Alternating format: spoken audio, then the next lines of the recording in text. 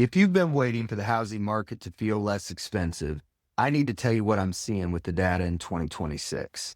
Because after closing thousands of loans in Central Ohio, three specific shifts are lining up that haven't happened together since before rates spiked. I'm Jason Harris, and I've watched dual income move up buyers sit on the sidelines for 3 years hoping things would improve. And in some cases, that waiting made sense. But 2026 is structurally different in three ways that change the math on both moving up and refinancing. First, home sales are going up year over year, which means more inventory that you can actually choose from. Second, Central Ohio prices are climbing slowly and steadily. They're not exploding, not crashing, just predictable appreciation. And third, rates are coming down enough that your monthly payment on a new house won't feel quite like the gut punch it did back in 2024.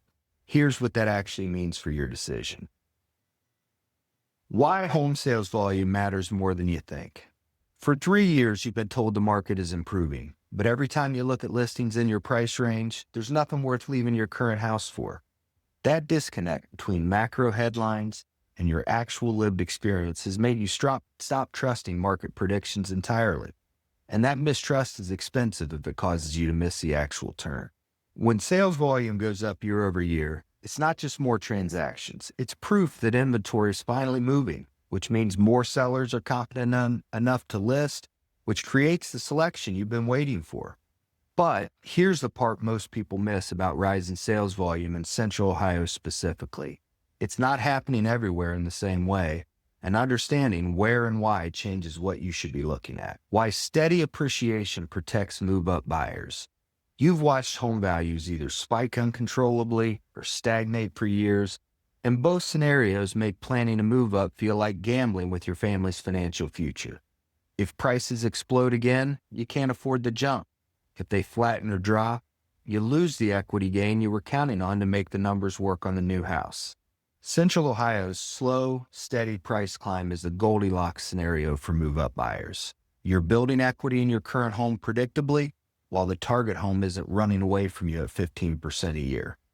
What most people don't calculate correctly is how that steady climb interacts with the rate improvement, because the combination creates a specific window that didn't exist in 23, 24, or 25, and that window has a shelf life. What better rates actually does to your payment?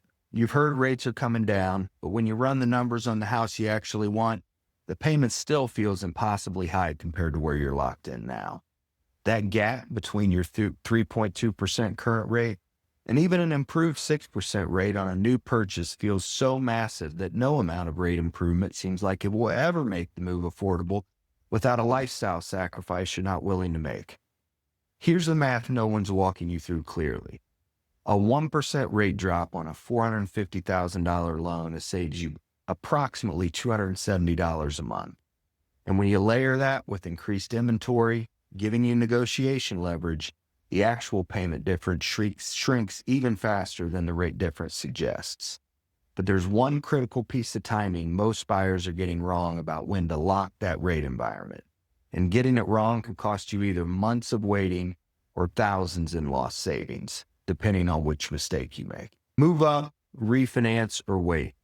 Even if everything I've said is true, you're still stuck with the same impossible question.